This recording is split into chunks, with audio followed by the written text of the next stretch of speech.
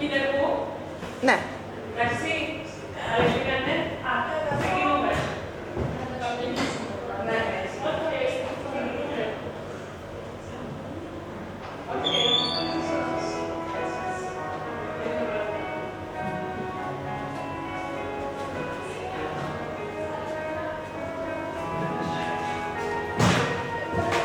Καλά, δεν θα μέσα στο δίκιο.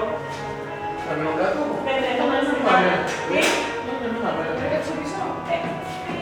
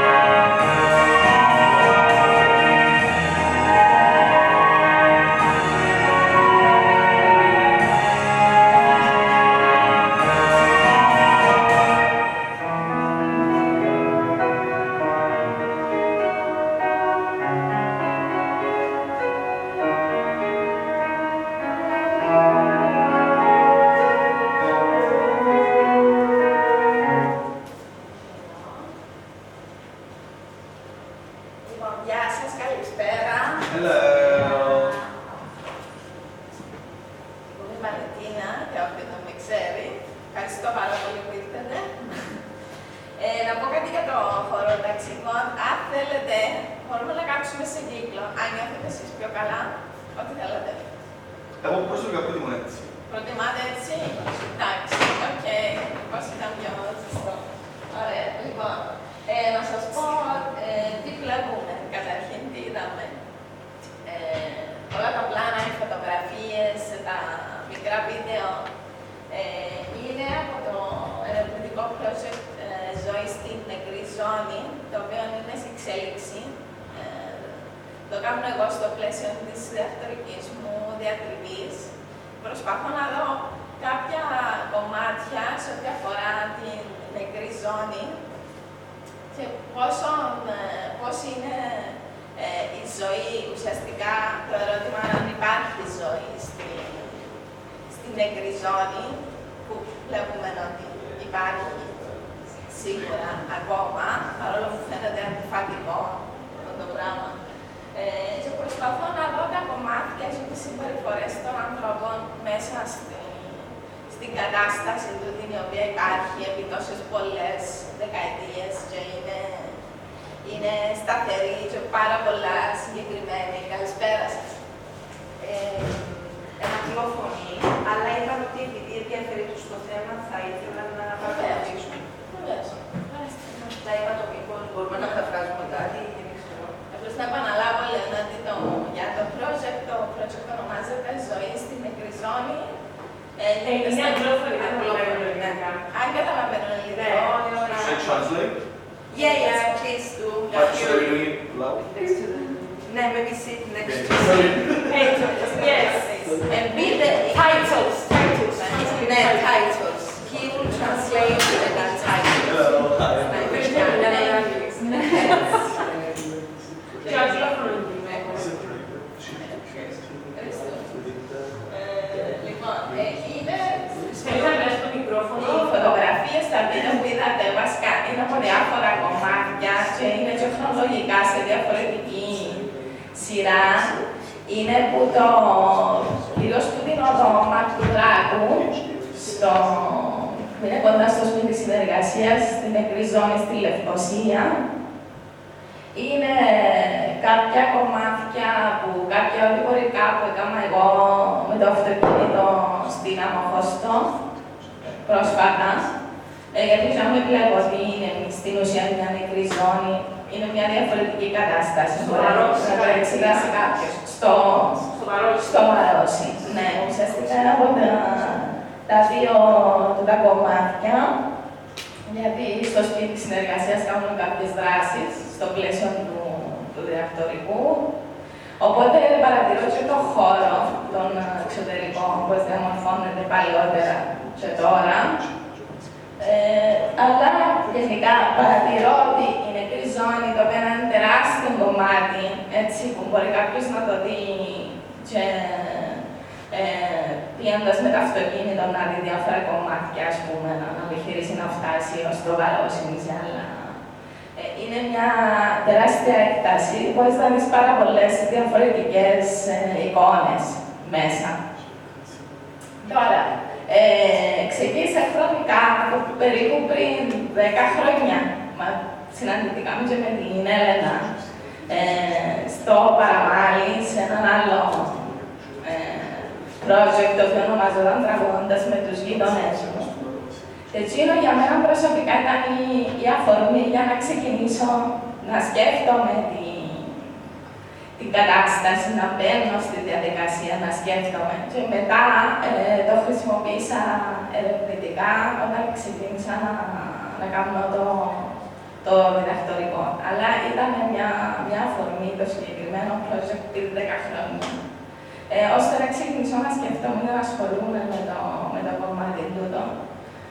Για το πώς διαμορφώνεται η ζωή, γιατί βλέπω ότι υπάρχει η ζωή στην νεκρή ζώνη. Μπορεί να αλλάξει μορφές, μπορεί να διαφοροποιείται μέσα στα χρόνια, παρόλο που η κατάσταση είναι σταθερή.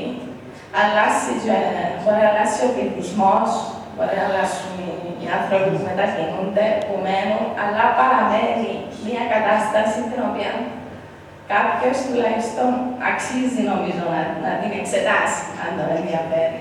Σίγουρα. Μπορεί να μην φαίνεται η αλλαγή, να μένουν εμφανείς. Ουσιαστικά όμως υπάρχει. Τώρα, θα ήθελα έτσι να δούμε κάποια.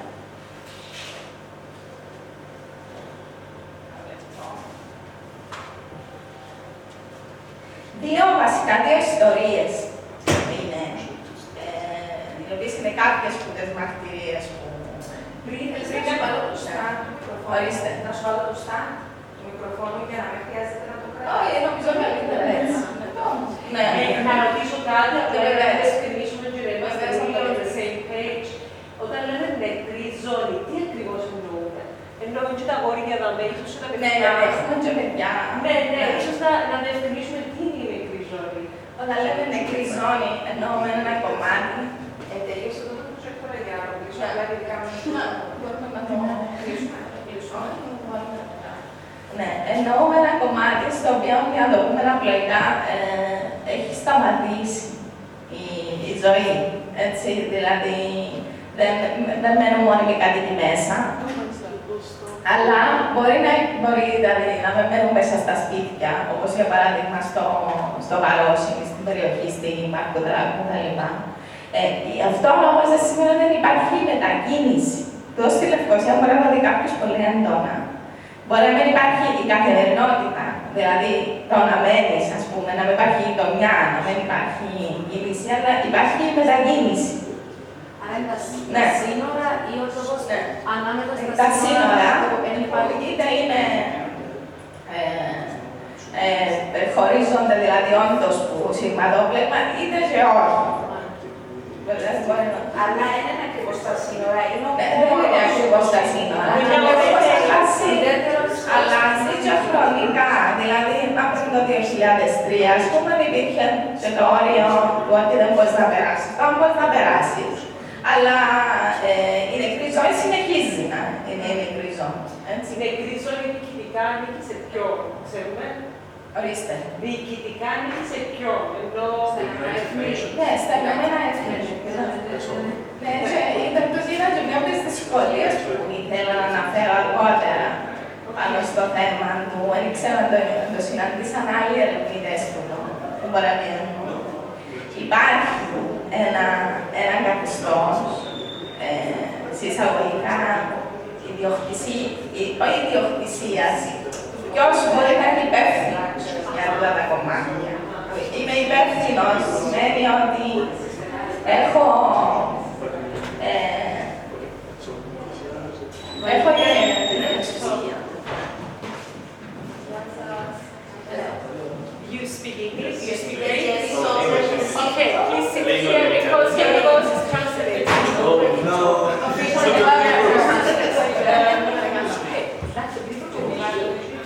Γεια σας. It's my bad. Ella done bring my bag.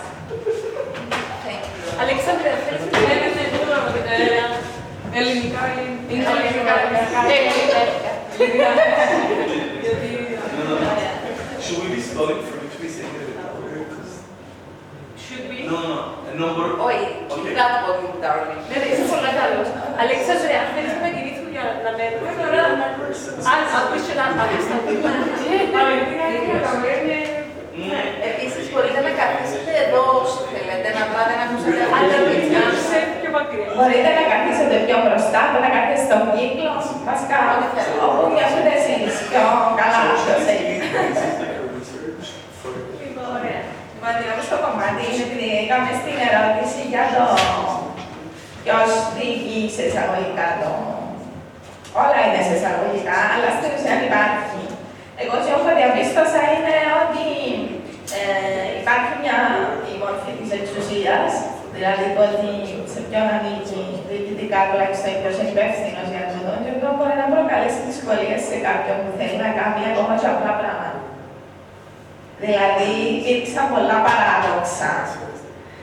Όπως, ας πούμε, στη Μαρκουδράκου, για μια περιπλάνηση απλά που ζήτησα να πάω με μια μικρή ομάδα, υπήρξε κάτι το οποίο ήταν εντελώς, ήταν αρκετά εξωφρενικό, δηλαδή ήρθε κάποιος υπεύθυνος για να με συνοδεύσει, να μου δείξει πού μπορώ να πάω την επόμενη μέρα με την ομάδα, πού μπορώ να πάω και πού δεν μπορώ να πάω. Τούτον μπορούσα να το αντιληφθώ ότι μπορώ σε κάποια κομμάτια να μην μπορώ, αλλά με το ότι διασχίζαμε να πούμε τον δρόμο, έναν κάθετο δρόμο που να φτάσεις που το ένα checkpoint στο άλλο, ξέρετε οι περισσότεροι ίσως πώς είναι. Και λέει μου, μπορείς στη δεξιά πλευρά να τους φέρεις, στην αριστερή μπορείς να τους φέρεις.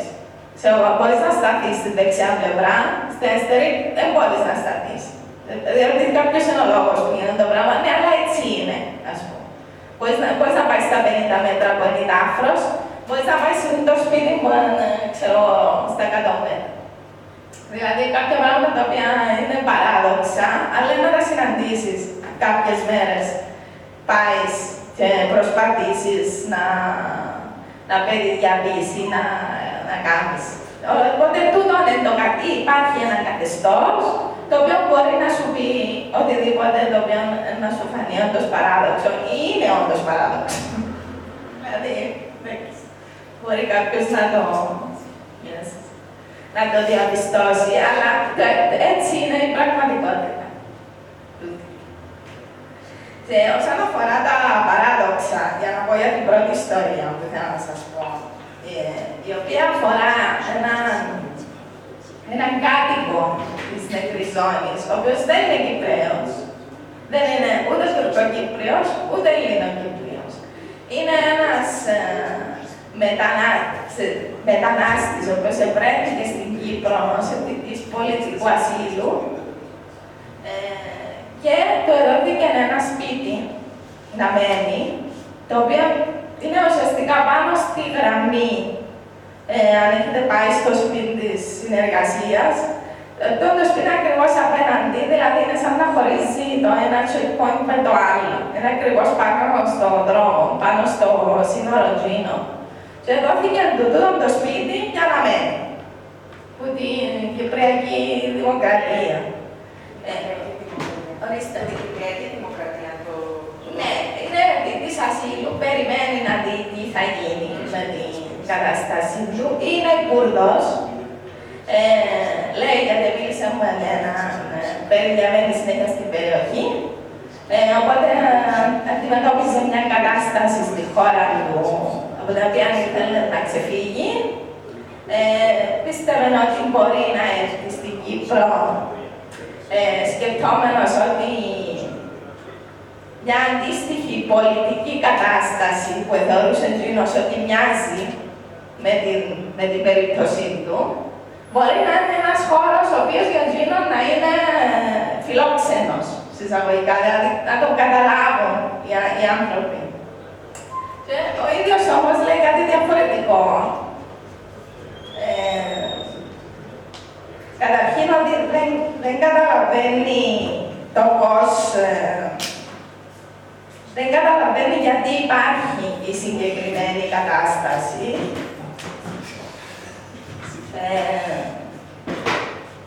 Δεν συγκεκριμένα λέει, δεν μπορώ να καταλάβω γιατί υπάρχει η συγκεκριμένη γειτονιά, πώς γίνεται δηλαδή να υπάρχει το παράδοξο του μέσα σε μια πόλη να υπάρχει τούτη νεκρή ζώνη για να διαχωρίζει.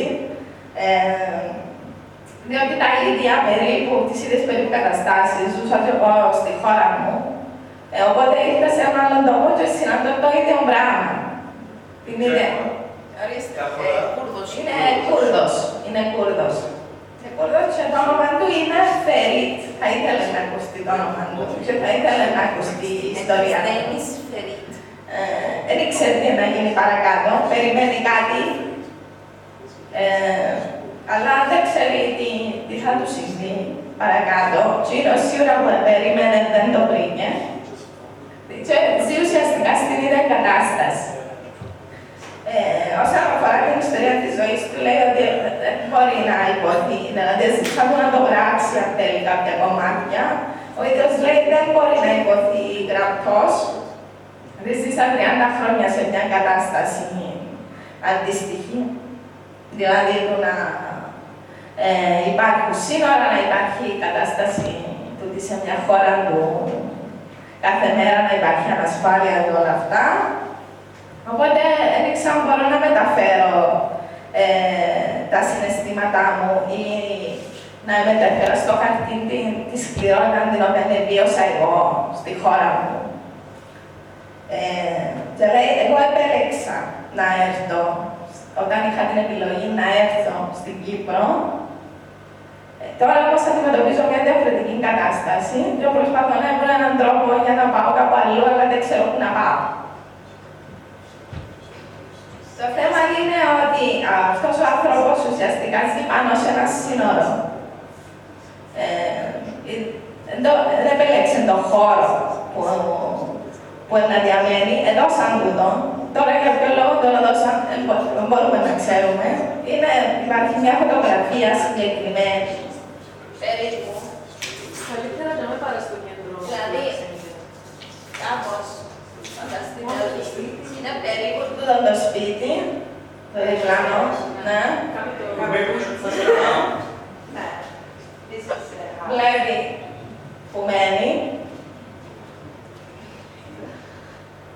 Στο παραδιπλανό. Και η θέα αυτός που βλέπει είναι στον δρόμο, στο σπίτι του. This is the view. Γενικά η νεκρή ζώνη κατοικείται πλέον στις γύρω γειτονιές, κυρίως που μετανάστες. Οπότε ίσως είναι ένας διαφορετικός πληθυσμός που ίσως κάποιος μπορεί να τους δει. Ναι. Οι πλήστοι είναι αιτητές πολιτικού ασύλου. Ναι, μπορεί να μην είναι όλοι όσοι μένουν γύρω στο Πέριξ, δηλαδή της νεκρής ζώνης. Ναι. Αλλά υπάρχουν πάρα πολλοί. Άρα είναι μια διαφοροποίηση του πληθυσμού που άλλαξε μέσα στα χρόνια. Στο πώς μετακινηθήκαν οι κάτοικοι και πώς άλλαξε πώς διαμορφώθηκε ο πληθυσμός γύρω από την νεκρή ζώνη. Απλώς ο συγκεκριμένος άνθρωπος εδόθηκε του το παράδοξο προνόμιο να μένει ακριβώς πάνω στο. να ζει πάνω στο σύνορο.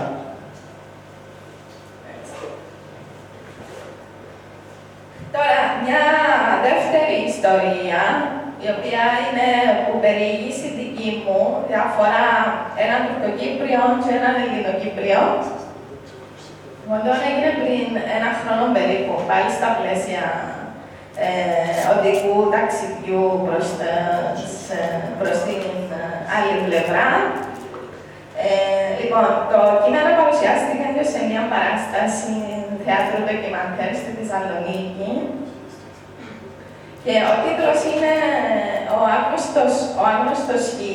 Χ είναι το αρχικό του ενός ανθρώπου, ο οποίος είναι Ελληνοκύπριος, με τον οποίο εγώ έκανα το συγκεκριμένο ταξίδι, πήγα στο μέρος που μεγάλωσε, στο χωριό του, και εκεί συναντήσαμε έναν παιδικό του φίλο, τον Μουσταφά, με τον οποίο περάσαμε όλα τα παιδικά τους χρόνια μαζί. Και το κείμενο αφορά μια συνάντηση τους στο εστιατόριο του ενός του Μουσταφά, ο οποίος διατηρεί στο χωριό ακόμα ταβέρνα. Τον Χ τον ήξερα πολλά χρόνια. Πίστευα ότι τον ήξερα καλά. Πιο σωστό όμως θα ήταν να πω ότι όλα αυτά τα χρόνια τον έβλεπα να κινείται στον ίδιο χώρο με εμένα. Τον έβλεπα όπως κοιτάμε απλά με τα μάτια τους περισσότερους ανθρώπους που περνάνε από τη ζωή μας, χωρίς να κοιτάξουμε ποτέ πιο βαθιά στην ψυχή τους. Τον έβλεπα στις οικογενειακές συγκεντρώσεις, τον έβλεπα με τους μαθητές του στην αυλή του δημοτικού σχολείου. Είχε ένα σπίτι με ένα μεγάλο κήπο που ήθελε να φροντίσει. Είχε τη γυναίκα του, 3 παιδιά και μια κανονική ζωή. Ανήκε σε αυτό που λέμε πλειοψηφία. Δεν θα τον πρόσεχε κανείς για κάποιο ιδιαίτερο στοιχείο του χαρακτήρα του. Ήταν ένας κανονικός άνθρωπος.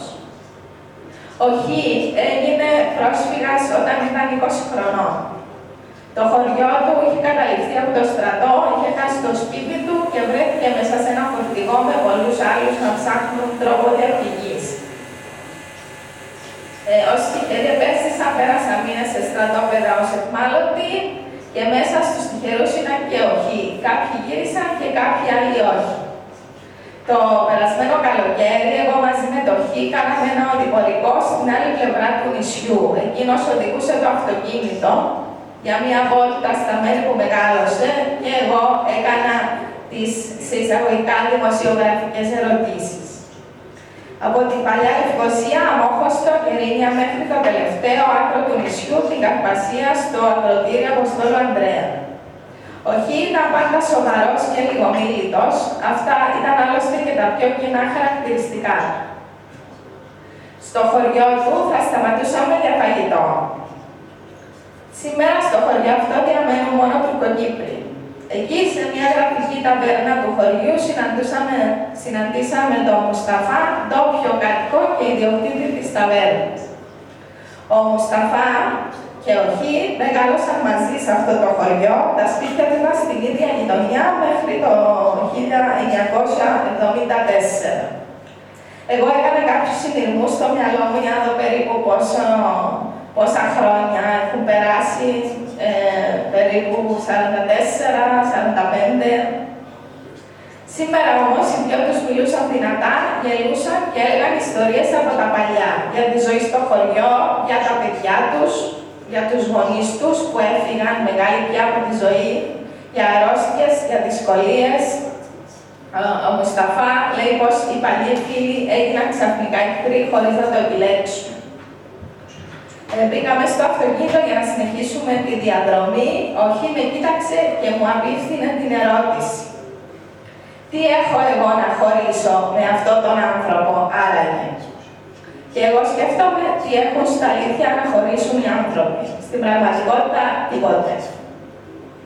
Το σπίτι του Χ ήταν 2 δρόμους πιο κάτω από τη ταβέρνα του Μουσταφά. Σήμερα η τύχη ήταν φρεσκοβαμμένη και στην αυλή υπήρχαν λάστρες με λουλούδια. Ήταν φανερό πως ο καινούριος ένικος το φρόντιζε.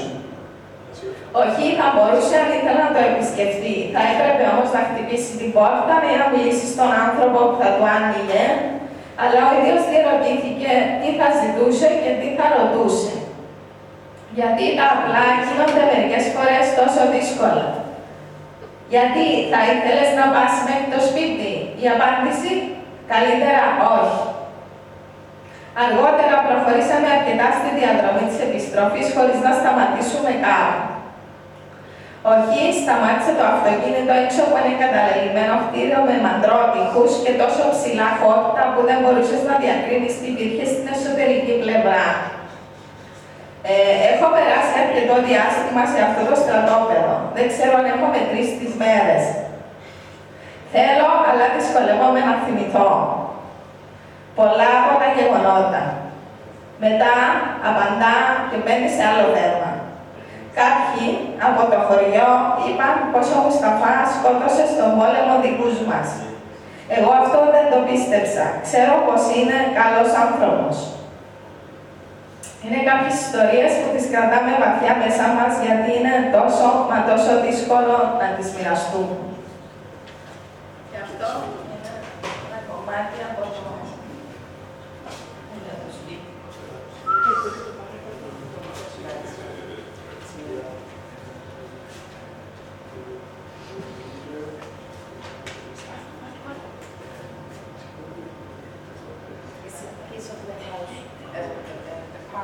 Τώρα, για να συνεχίσουμε, έχετε όλοι, αν και το διαμορφώσαμε διαφορετικά λίγο το χώρο, αν δεν το βρείτε μπορείτε να το πάρετε από μπροστά.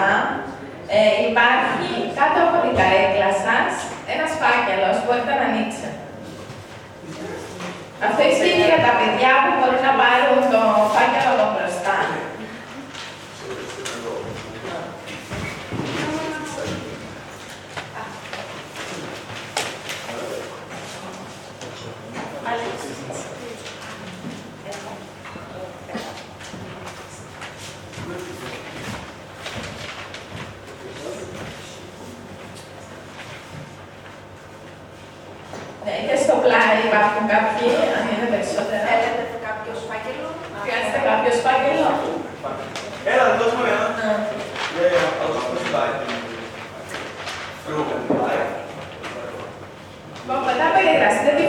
φωτογραφία για λίγο, πάρτε το χρόνο σας, όσο θέλετε εσείς.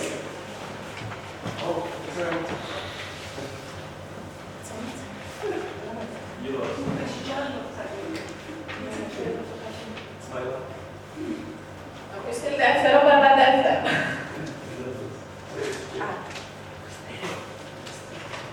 Πολλές φωτογραφίες, να σου δώσω μια. Και Αλέξανδρο.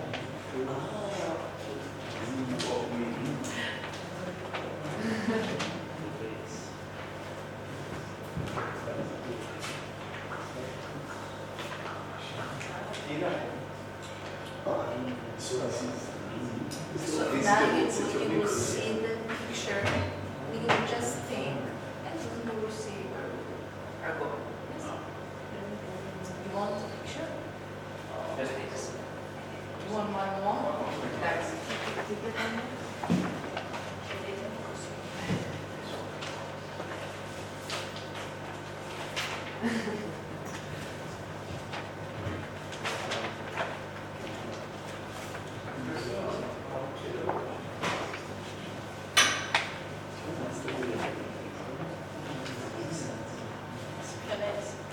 Ποιο έχεις?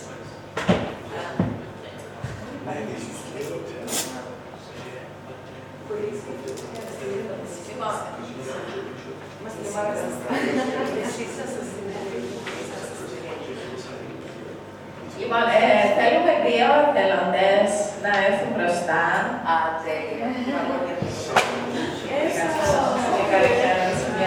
Μαζί με τις φωτογραφίες.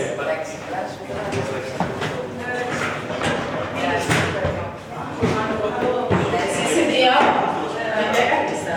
Ωραία, ωραία. Για φεύγετε. Ναι, δεν φεύγετε. Είμαι στον Αλέξανδρο. Όχι, Κύπρος ήταν Σκοτεινός, να φέρουμε προς τα Αλέξανδρο. Κρατήστε το μικρόφωνο. And this is Να φέρουμε προς τα Αλέξανδρο. I used to Βασικά θα την δίνω καλά εσείς. Ένα μεταξύ εσύ.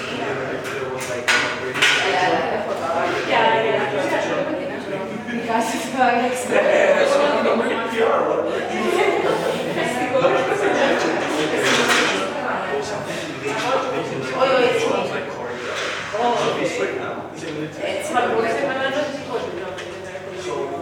It's a cool place. It's not a building, I mean like that cluster. It's the third version and this, so Εσείς εδώ. it's pretty cool. She's like Μάριος. also Μαρίας. Εσείς εδώ. Εγώ είμαι ο Αλέξανδρος. Γεια σου, Αλέξανδρο. Παιδιά, για δείξτε, τι κρατάτε.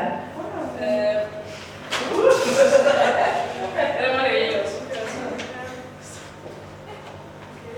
Ανοίγω.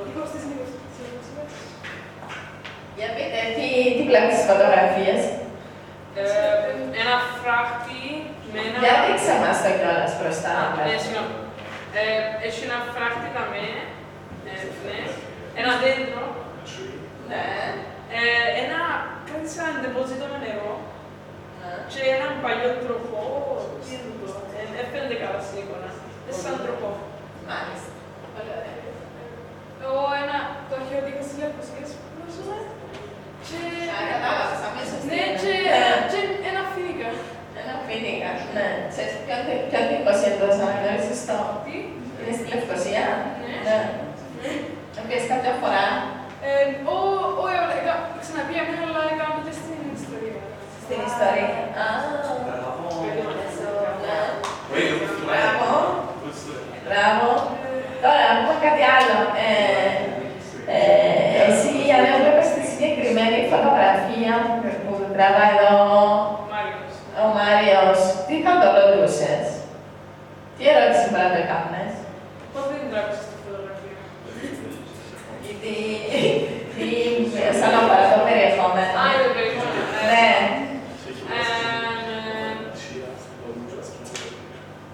Πόσο παλιό το τύπος? Πόσο παλιό είναι το τείχος. Τι στιγμή? Δεν είναι δεκαετία, άρα... Τρεντοκρατία, κράτα το, Μετά από την... Ναι, green, 1500 με τα Ιθωμανή. Όχι, Just give us a second.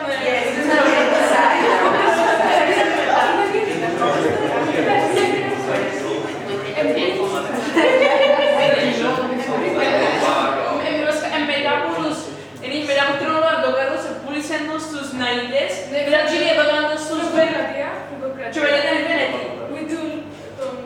Το γύρο Λουιζινέα και μετά ήταν η Βενετοκρατία, ναι. Με την... Εσείς το ονομάζεις, εντάξει.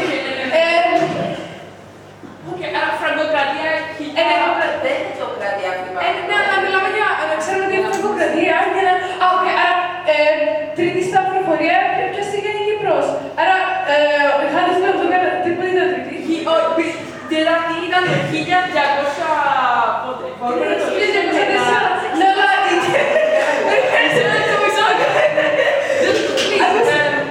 Για να καταλάβουμε πότε ήταν η δημοκρατία, πρέπει να ξέρουμε πότε ήταν η φραγκοκρατία, εντάξει. Και επειδή ξέρουμε ότι η φραγκοκρατία ήταν μετά που έπιασε στην Κύπρος τον Ριχάρδο Τελοντοκαρδό, τότε να ξέρουμε, ένα κάτι που ήταν 80 χρόνια όπως ήταν η φραγκοκρατία. Κάτι έτσι. Και ο τρεις αιώνες, εντάξει, ήταν η φραγκοκρατία. Μιλούμε να κλείσουμε πριν του ίσως. Όχι, 1400 λογικά. Σωστός.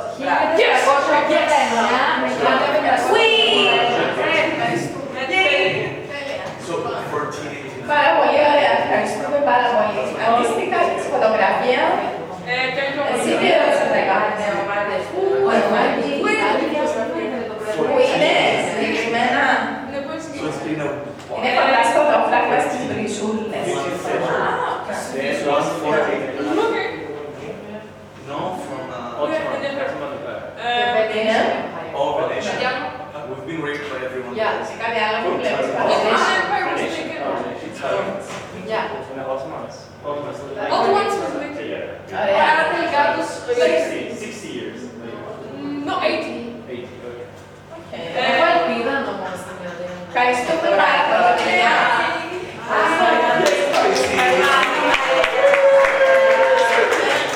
Wow. Ιστορία καθολικά. No, ευχαριστώ. Κρατήστε το. Λοιπόν, έχουμε άλλους δύο που θέλουν να έρθουν μπροστά. Σίγα, εντάξει. Με τις φωτογραφίες τους. Someone else wants to go with their pictures? Maybe you would. It would be interesting. Actually, maybe you should. Maybe We it's can, fine. Yeah. we can shift this part in English. I can be projected. Μπορεί να το πεις στα αγγλικά. Ναι. Yeah, Yeah. Okay, you go since you don't know the And we Cyprus. are on the Narenas. Yes, of course. No, it's true. He didn't know about Cyprus. It's usually you. Yeah, you we need to. Έλα και εσύ Αντία. It's okay. We're all friends here. It's fine. I'm the biggest one. Hello. What's your name? Andrew. Andrea. The same for him. Andrei. Andrea. Andrea. Melania Andrea. Andrea. Το ίδιο.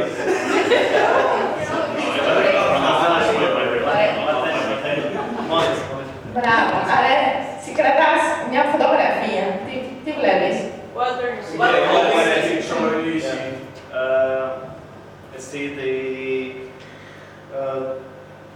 the part of ocean, so it's near the sea. I mean, an ocean sea. Sorry. So this part of that zone probably near the shore. Maybe it's old hotels, something like that, because I don't know what was there, but probably was used to for accommodation. I think it's was destroyed. I mean, it's not the new building because nobody builds their new. Yeah. Okay.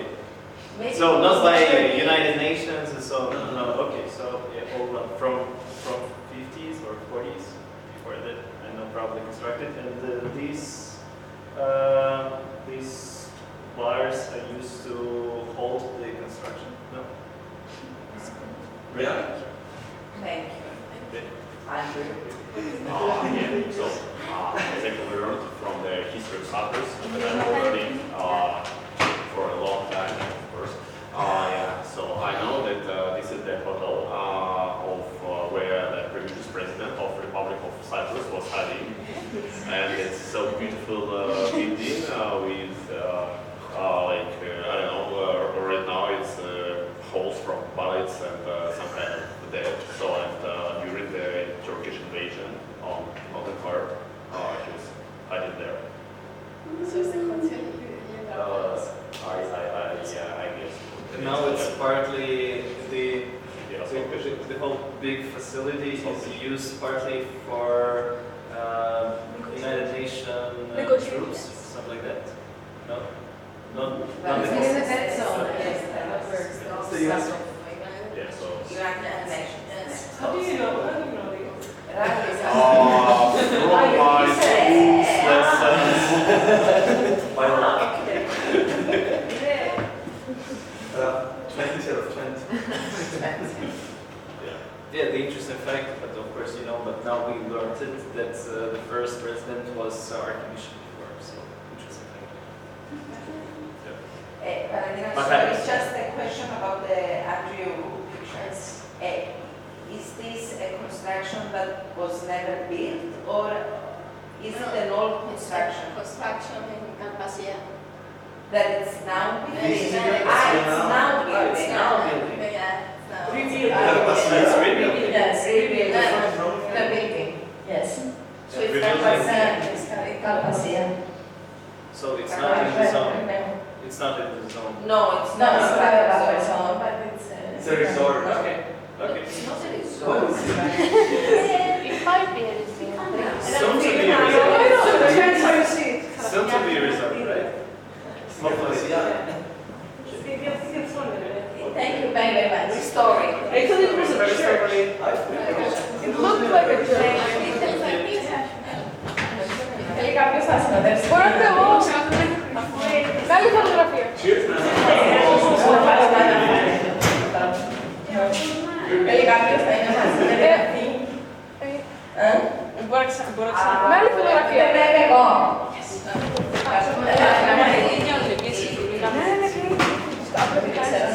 Το όνομα σας. Λοιπόν, η φωτογραφία μου νομίζω είναι τα της Λευκωσίας. Ναι, ίσως είναι τα φρόστα φύλλα, ναι, έτσι. Κοντά.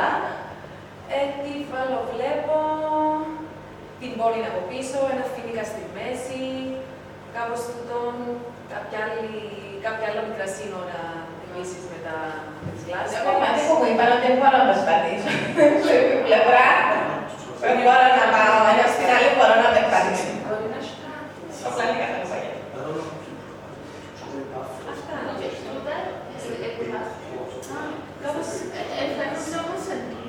Για κάποιο λόγο είναι συλλογισμένο, δεν κατάλαβα γιατί. Εσύ Ανθήνα. Εγώ βλέπω ένα σπίτι που μάλλον είναι ένα κατοίκητο και είναι έτοιμο να πλαίσει. Έχουμε στέλνει. Ναι. Δεν είμαι σίγουρη, δεν ξέρω. Μπορεί εγώ να φανταστώ ότι μπορεί να έχω πατήσει. Yeah, okay. Ναι, δεν ξέρω αν είναι κατοίκητο το σπίτι. Μπορεί να Δεν ήταν καταλημμένα σπίτια στην Μαγκουλάκη, στο...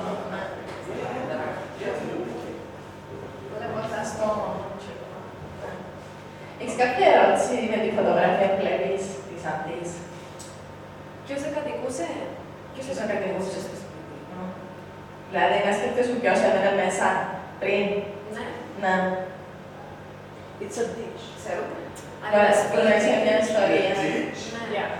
Σε κάποια οικογένεια προφανώς. Well, we use them in the castles.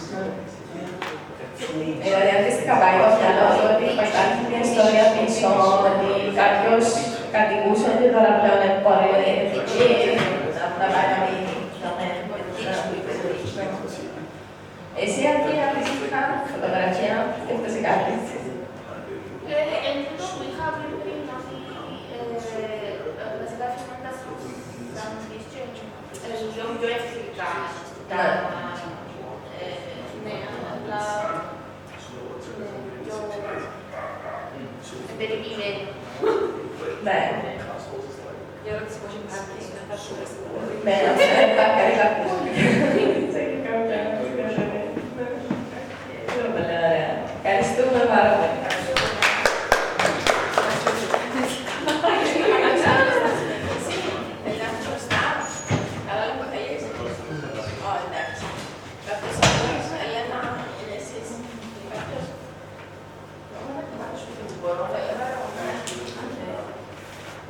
Εγώ βασικά ήθελα να ρωτήσω, τώρα τη φέρω, γιατί θέλω να μάθω τι το είναι.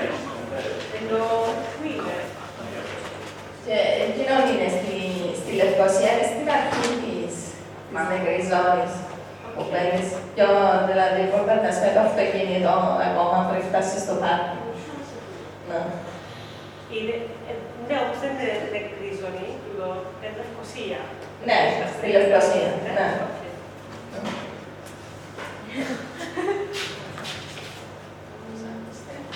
Κάποιος άλλος Εγώ έχω επιστρέφει και το μια μέρα νωρίς σήμερα.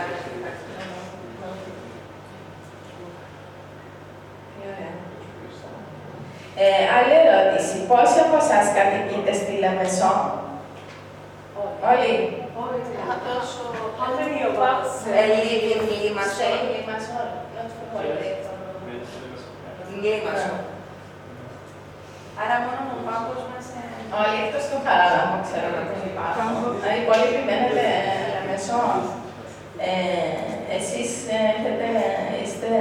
γεννηθήκατε στη Λεμεσό, έχετε κάποια σχέση με άλλο μέρος? Πάντα, όλοι μένετε πάντα Λεμεσό.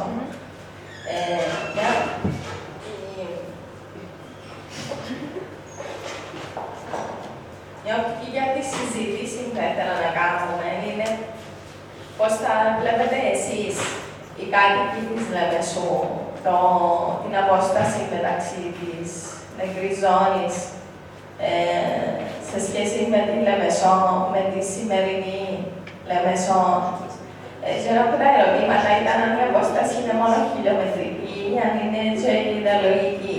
Δηλαδή θα θέλαμε να δούμε κατά πόσο άτομα τα οποία κατοικούν κοντά στην περιοχή έχουν καθημερινή επαφή, πώς βλέπαν ήδη την κατάσταση. Εσείς τι άποψη έχετε, όποιος θέλει μπορεί να το εκφράσει. Σαν να πω το μπάτσο αντίστοιχα άλλοι που ζείτε σε άλλη περιοχή.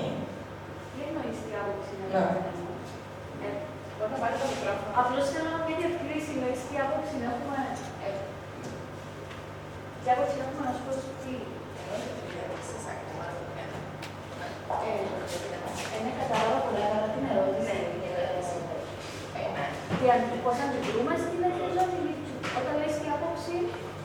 Ναι, ενώ πώς σκέφτεστε εσείς το θέμα που μένετε σε μια άλλη πόλη που υπάρχει μια απόσταση χιλιομετρική αρκετά μεγάλη, κατά πώς βλέπετε εσείς το θέμα τούτο, πώς το αντιλαμβάνεστε.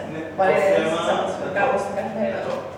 Το θέμα της νεκρής ζώνης ότι υπάρχει, το θέμα του διχασμού ανάμεσα στο Κύπρο και των Κύπριων. Όχι, είναι μεταξύ των... The fact that that should just exist. Ναι.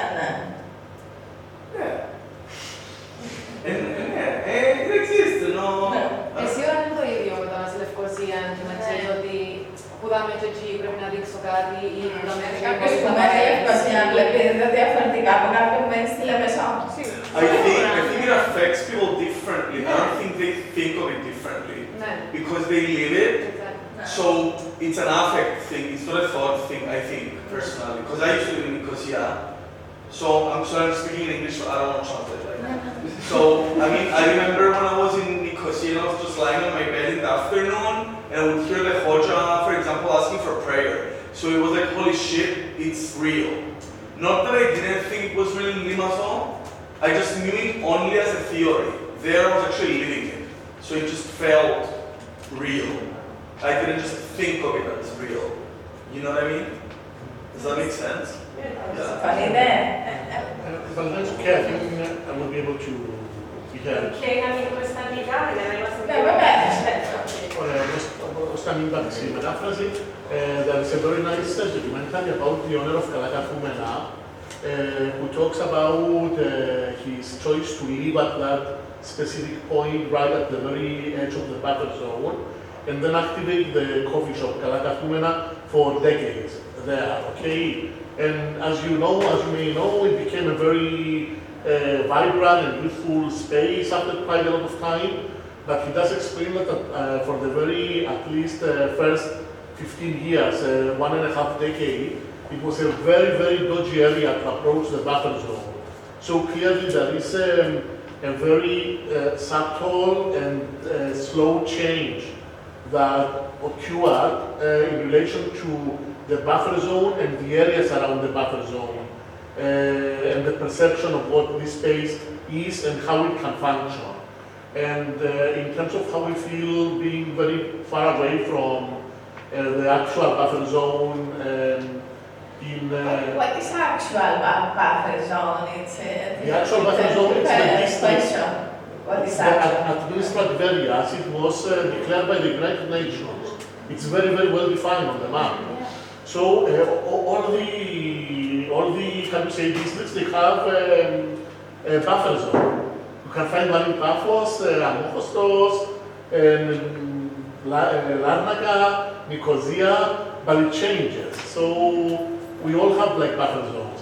So when I was asked to do like a video clip for a school, like a young school, they wanted to take the children and take them to Nicosia to shoot the video clip at close to the buffer zone. And I told them, but your school is in a buffer zone here in Paphos. Like it's Mutalos. It's a Turkish Cypriot community. So when you go around like the Turkish Cypriot communities that were abandoned in the areas, you find yourself in abandoned spaces, in dead ends. So you have to kind of like think, like imagine just a bit and you find the buffer zone. But to me, the very shocking thing is when you visit Nicosia, and especially when it's a well-developed area of like a neighborhood, you just like go on the street and it just stops. So this very sudden, abrupt stop, I think it becomes felt there. Something stops, you know, the movement, and the same applies about a lot of commercial spaces, places that offer, you know, night alcohol during the evening and people are having fun, and it's right under the buffer zone. I think this would be a situation that wouldn't be applicable 20 years ago, like directly under the buffer zone or a watch point of the Turkish Cypriot community. I think it wouldn't be applicable like 20 or 25 years ago. But is it Mutalos? Why you say Mutalos is a buffer zone? Or No. Now I'm talking about the actual buffer zone. Like I understand. Why in terms of the feeling of abandonment, finding like derelict places, finding dead ends, it's a feeling that it resembles even in images like the buffer zone. Displacement. Yeah. About the displacement, I understand because at least I understand the buffer zone in Nicosia. It is what you mentioned at first.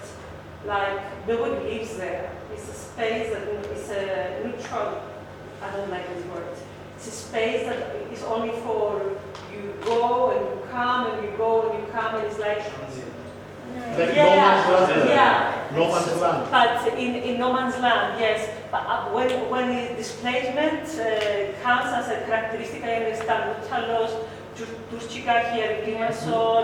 Yes, okay, this way I understand. I mean, even in Limassol, I don't know who went camping or you're not supposed to camp, but anyway, to Zapalos. Sorry.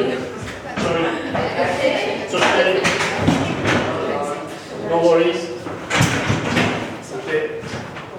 Yes. No worries. In Zapalos, Zapalos. and it's Zapalos. Oh, it's Zapalos. Whatever, that beach anyway, you get text message, welcome to the United Kingdom. And as well as also the place, it's Because not it's just especially about the young people, for example, young people, I said from 20s to 40s. I think it's in Limassol and in Nicosia and Paphos, it's the same. They speak about the buffer zone. Many of them don't know many things about this. 20 to 40, I think they know, they exactly. live there. Most of them live there. No, we didn't leave. I mean, we weren't there, but you heard from the adults that Yes, were. yes, of course, you're right. So I don't think that's accurate, but if you're talking about like newer generations, that would be pretty accurate, yeah. I mean, we hear about it in school, but in the end of the day, it's just like one opinion, and it's not even like fully fledged. It's truth. half of it is biased. So no, actually, the way we learn it is from a biased, like I don't know, Source. It's a biased source. Like we don't learn about both sides. We learn only about how we were affected. How now I'm getting off topic. I'm talking about the Turkish Cypriot and Greek Cypriot, but the buffer zone is, I don't know, it's something that represents the, like, the division, yeah, exactly. The division between the two communities here in Cyprus. And instead of like looking at things objectively, we just go and spice some propaganda, spice some nationalism anyways. Yeah, so it's kind of, and and generally young people don't really care as much, except if they're really, They don't care. they don't care that much, yeah. But we know about it, some people still anyway, cancel that. yeah, but like it's a huge topic to talk about because with the buffer zone comes everything else that came in Cypriot history. People don't understand that we're not Greek and Turkish puppet states. We're Cypriots. Even if we're Greek Cypriots or Turkish Cypriots, we're all Cypriots.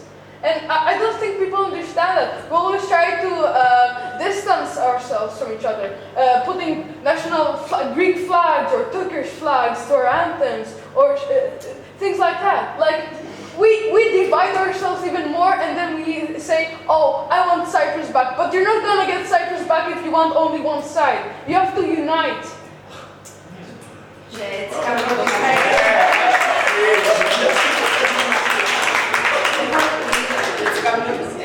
Still better politics than Anastasia.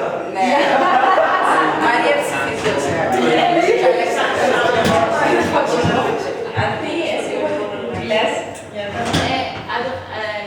I guess I would summarize. You're very humane. I live in Ayafila, Lima. But I will summarize it as like the border in Nicosia and Larnaca, but which around it also there is a bit of a distance, but in Nicosia it's just in the center of the city. I would say that extends to the relationship between the different communities, the Greek Cypriot or the Turkish Cypriot or so many other communities. Yeah, I mean, what we were describing before, it totally reminded me here in Limassol, πάμε στο Μιναρέ, the Angiras, which there is a Hojas there. They have a mass every Friday. There is a mass every Friday. It's there. It's just the communities don't intertwine, or they do, but in very. What happened in Angiras. Ότι οι κοινότητες εσύ υπάρχουν αλήθεια.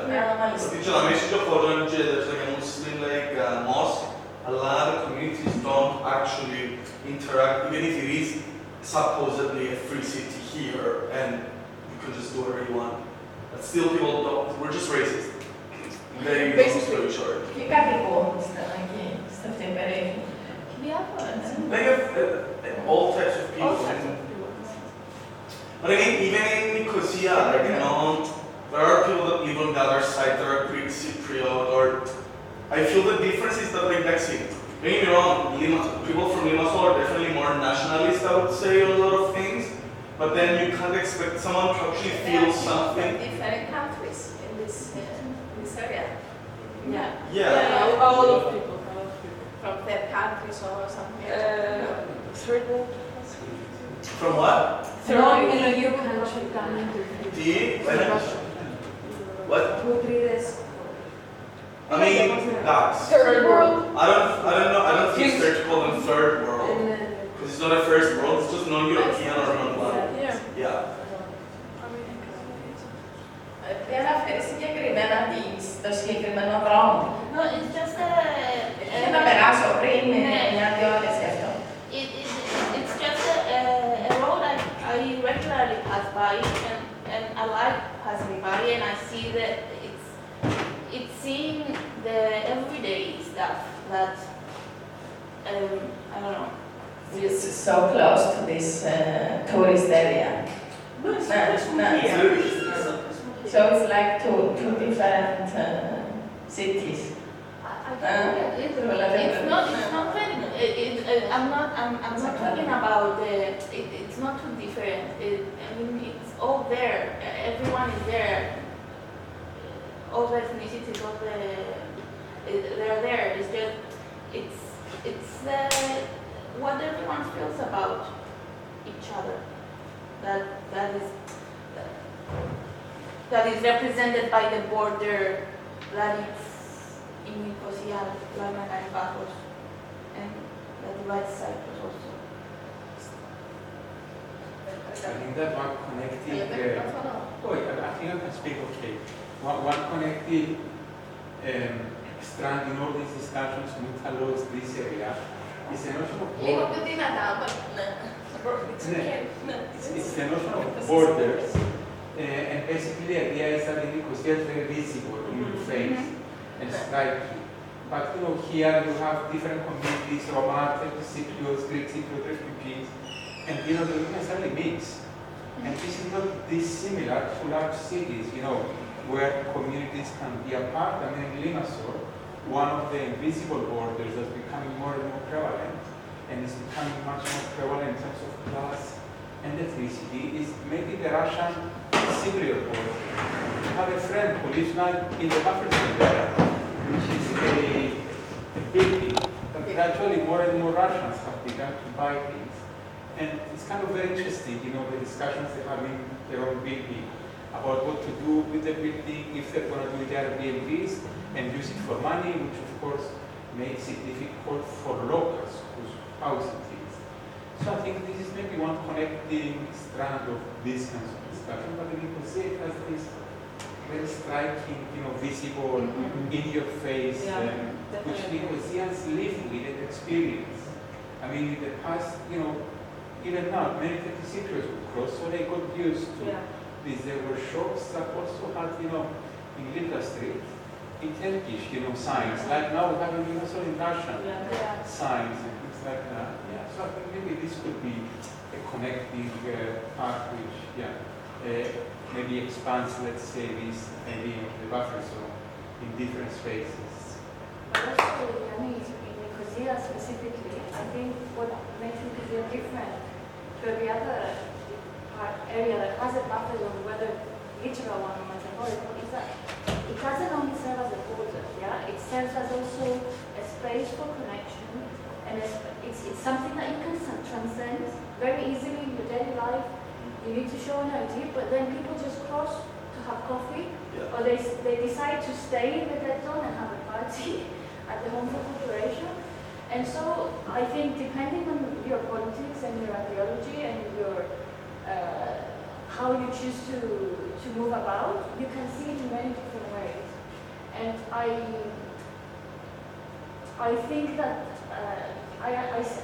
your question about how we see it as Limassolians is valid, but in my opinion, it's more a matter of ideology and politics and where you stand as a person, rather than where you're from or where you live and how far from you are geographically. I think you mean it's a matter of positioning, your gender, your class, your ethnicity. Yeah, exactly. How you experience different or not different kinds of borders, maybe.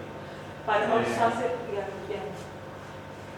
But also as a community, I think here in Limassol, because of all what Yannis mentioned before, I feel like we are losing a part of identity, you know, because also we don't have strong civil society as maybe in Nicosia, because other reasons, I don't know what, maybe they have it, and it's like the belonging. We don't feel it so strong with the city and the space, and this is it's hurtful, I feel. At least I feel it, and I feel a lot of people in Limassol have this.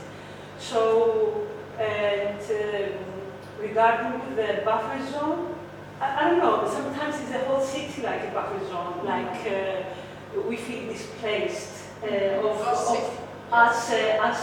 what Dobos is, what is our place, you know? So, but regarding the real buffer zone, as Yannis mentioned, like it's something visible, it is like we don't think about it because we don't see it in Limassol. I mean, I had to organize. It's like a ghost city. No, it's not like a ghost city. It's like we don't really care in our daily lives. We don't think about it. It's not in our priorities subject, you know. And because we don't see it, it's like we forget it. Our reality is something different. Only, at least I would say for me, only through my work. If we do a project and we do something, or if I have a collaboration, or if I want to go to Famagusta to see Muscanena, or I don't know what, then I start. I am reconnected with that part. Other way, in our daily life, it's not visible. It's totally different, for example, for 10 years. Before 5? 10 years before. For me personally, it's more strong because after a project, the songs of my neighbors, and after we I saw one of my neighbors, it was 10 years before. It was 10 years before, yes, because, 10 years before, and it was the book of Yannis that we read, kicked us a lot, and after we started visiting, and after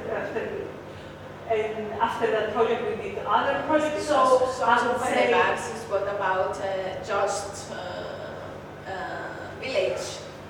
No, that was just an activity of the project. It was not a project, that was just And I would say for me, I am more aware, but it's because of the work. You know, there was an effort to do it. I have to go, but just one comment. I think what Elena was saying before, which makes it even more interesting, is, and it's a discussion that's beginning to happen a lot, is how you can be displaced as a native in your own place.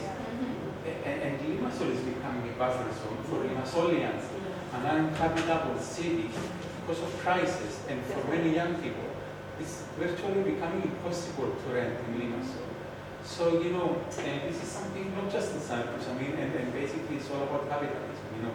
You don't need another word to describe it. And so, more and more people are being displaced in their own place simply because of poverty, you know, the inequality. And Limassol is an amazing, I mean, it slaps you in the face. As much as Nicosia, if you think about it, the buffer zone slaps you. These high buildings in Limassol, literally, I mean, they're like a wall and they literally slap you in the face, especially for us. You know, I grew up here. So, I mean, it was like an incredible change in a few years, you know, the way it changed, it went up, and also the whole demographic change, but also the whole economic inequality, especially for young people. You know, that's becoming so crazy. I mean, this reality of, this reality of the commercial and financial conditions that are connected to the buffer zone, I think they need to be considered in addition to the humanitarian stories, because they will provide the most forceful reasons for something to change in relation to the buffer zone. Because everybody is quite aware that the very next financial extreme development that will occur in Nicosia is connected to the activation of the buffer zone. But I would take it back even to the activation of the buffer zone initially, because I know that the UNs gradually started giving permissions to the farmers that had their fields inside the buffer zone to go inside and cultivate it so that they don't lose income. So these were the first people that were allowed in the buffer zone, and they started a kind of life. And it was very clearly connected to financial initiatives and initiative as such. And then you find all these examples, and culture comes to filling the holes, in this attempt for, how to say, the communities coming back together. But you need to take this into account as well, like financial implications and on and on.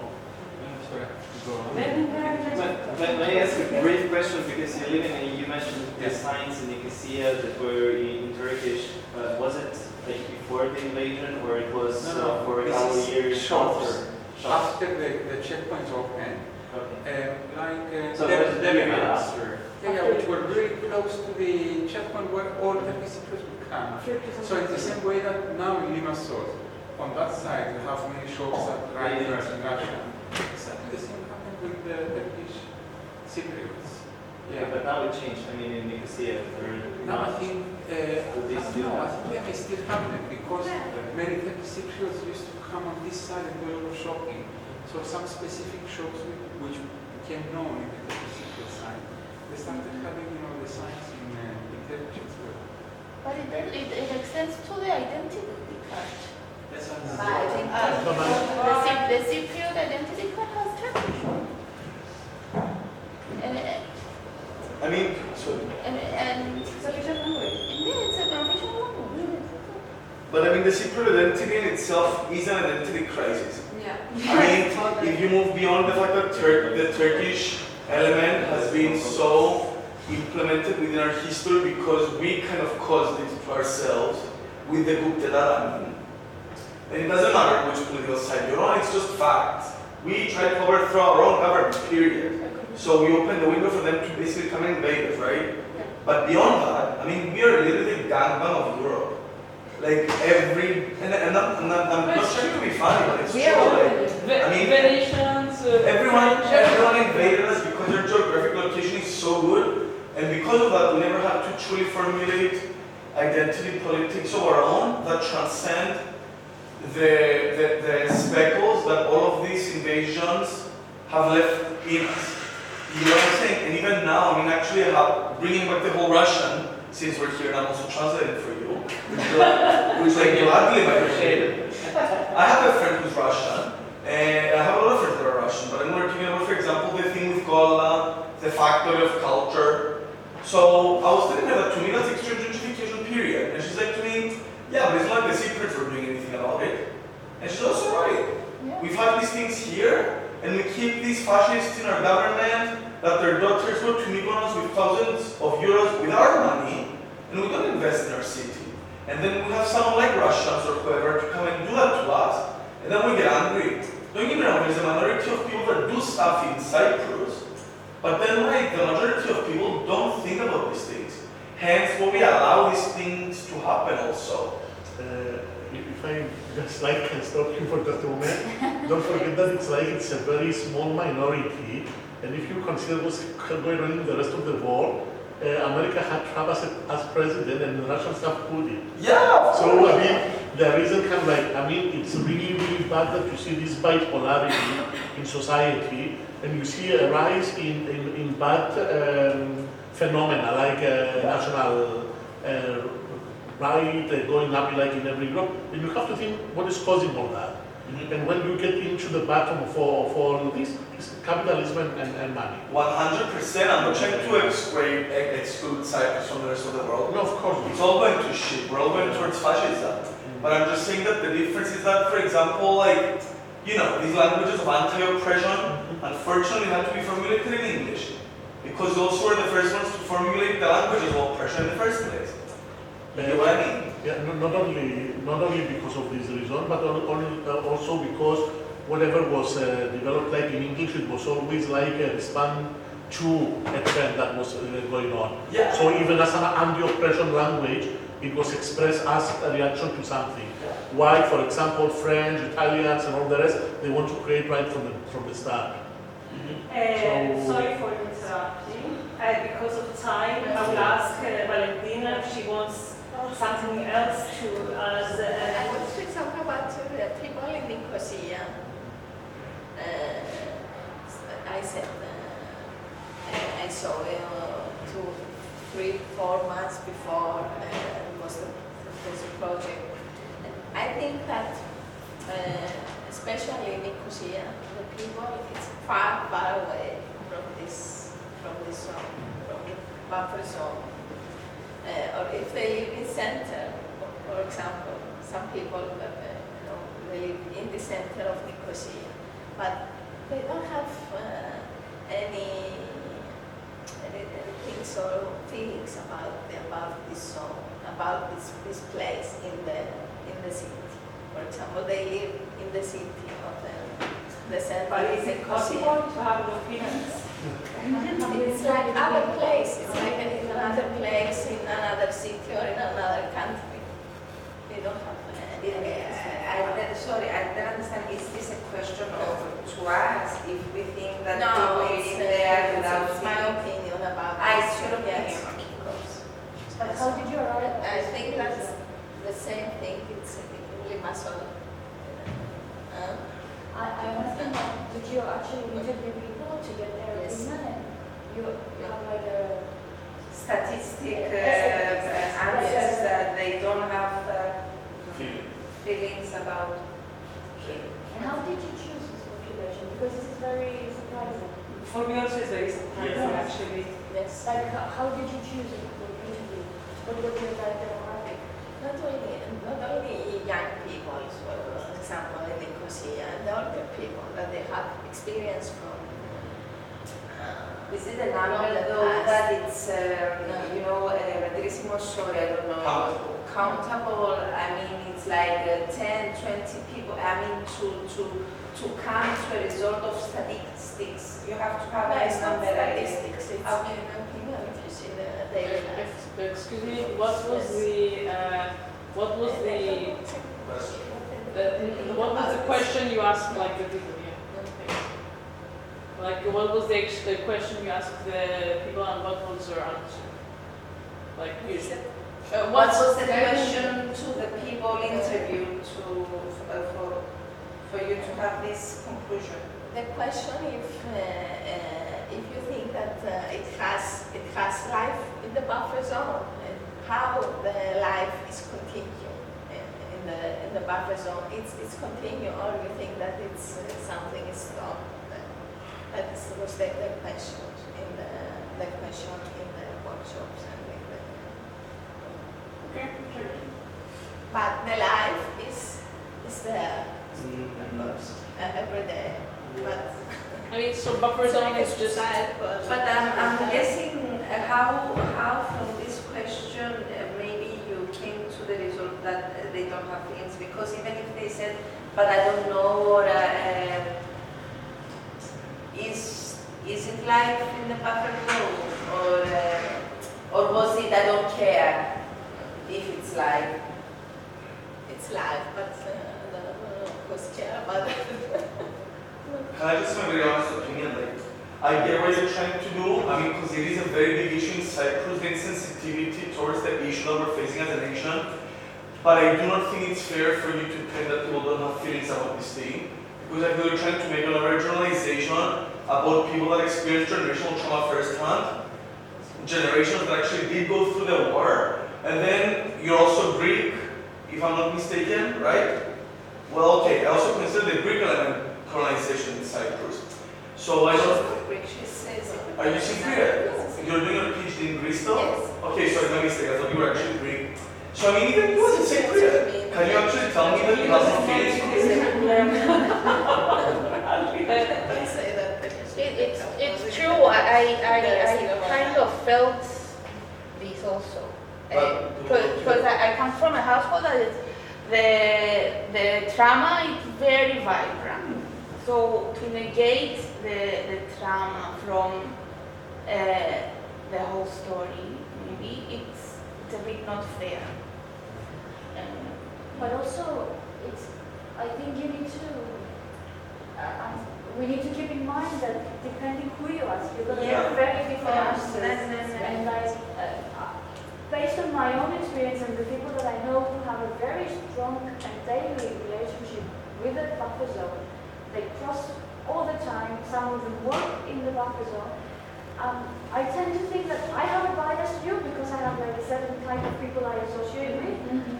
But I think you might also have a certain bias in the way in people you chose to speak with, and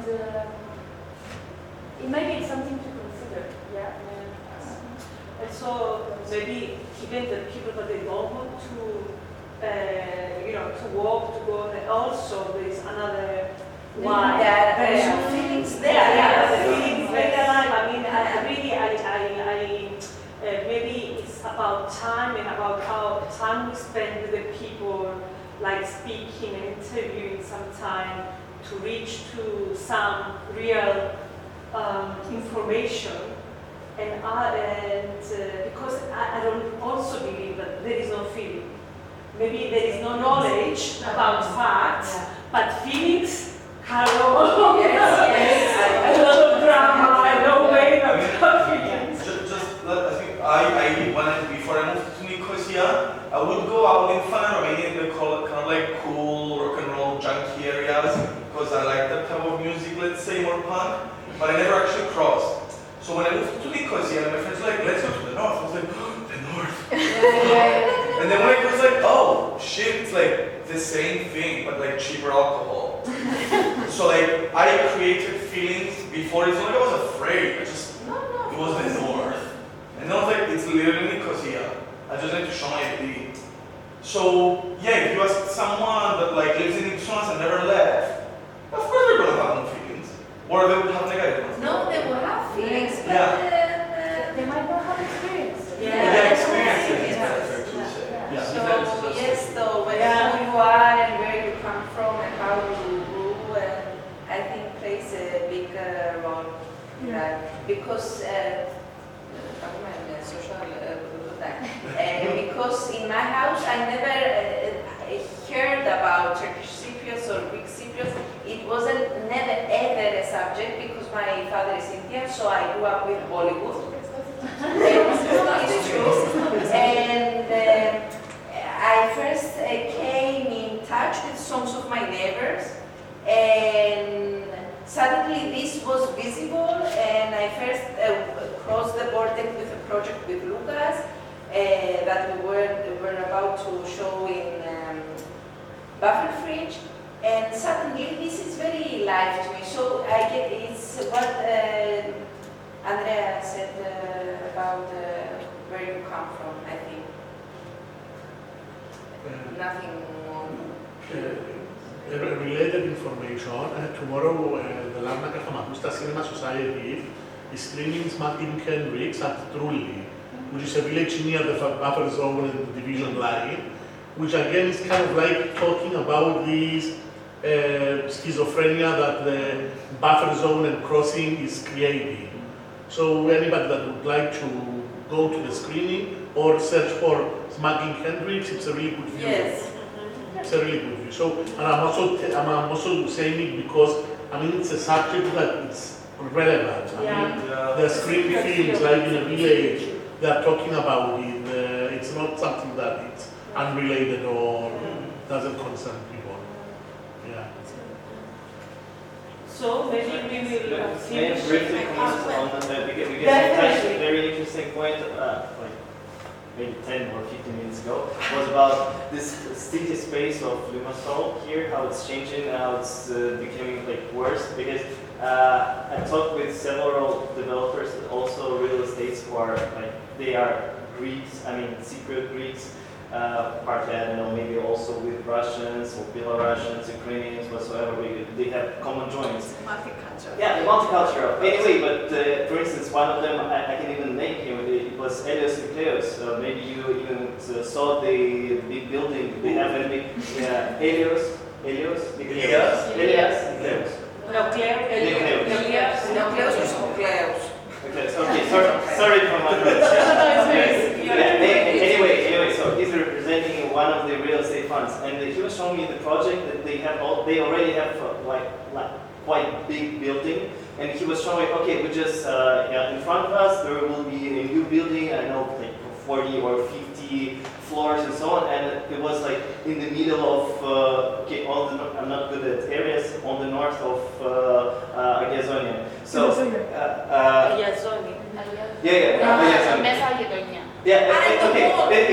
is very high, and it's out of nowhere, like that big. And I was asking like, okay, so you basically can build whatever you like, the height and everything. And he said like, yes. And I also asked him like, because we're Russians here, and we also experience this space, and here it's very unfriendly space for people living in, even Russians. So I mean, of course not in terms of people and culture. And I was asking like, so you don't have a general plan of the city, so you can do it? Yeah, exactly. Yeah, we don't have it. Because like when you build this kind of building, you change the whole surface, the whole face of the city. Like this one, then the next one, and all of them, they're different. So it's like, I don't know, the Carnivale all the day, but in terms of building. We don't have democracy in Cyprus, have oligarchy. That's why the breed is going on. No, he was saying about the planning of the city. Yeah, the planning, and in terms of the city, nowhere. asking the authorities, okay, so impose the general plan of the city, how it should look like, at least the streets should be. Just like Yeah, I hope that it's happening. No, so it's not happening. Where are you from? From Russia. Russia. From Moscow, and of course, I hope that one day the whole situation will change, and I'll invite you to Moscow. Unfortunately, we also don't have democracy, it's clear. But for at least Moscow and several other big cities, for last decade it was, okay, we provide you the whole good comfort zone, just don't go for any manifestations and anything. So just keep calm, but you'll get very comfort zones. And really, they are. Like Moscow compared to Moscow, of course, I don't understand it's very big. But just taking another like, medium-sized Russian city or town, it will be completely different in terms of just pedestrian zones, new facilities, even the whole plan of the, old city center. Yeah, but that's something that we have in 90s, 30 years ago when Moscow was changed rapidly, and it was... the situation changed. It was replaced in like the old building, these newspapers, it's like metal, and still in the center of Moscow, you can see, 80th century building, historical, very beautiful building. Nearly, it will be like a USSR building, from 60s, gray, just box, kind of this, and in front of it, it will be, skyscraper or something like this. It was 30 years ago, and it wasn't any, care about pedestrian, and it was only for cars, so no pedestrian zone, no, social places, like parks or streets, but it was stopped, like 20 years ago, maybe one decade ago. No, 2010 when we get in Moscow, yes. But but it also was the ask from the society, from people living in, okay, we want to change something. Okay. In Russia it was completely, crazy thinking of our authorities, okay, you want democracy, but we will give you like space. Okay, so here, because I feel that you care about your city and it's really cool. And I hope that there is some ways how to set those requirements, at least, I don't know, just convey the message that we want to, I know, some limits in terms, okay, we want the general plan, okay, if you're not democracy, leading us somewhere, okay, show us Yeah, where you're leading us. you're absolutely right. So, Absolutely yes, right. because I really care about also this space because I have like very big love for Cyprus. Yeah. Well, that's great. That's great. Yeah, What changed? so, sorry for this comment. But No, it's fantastic. Pay for effort. Yeah. We feel the same, but we just realized there's no change. There's just 5 people wanting to get rich. That's the issue. Thank you very much.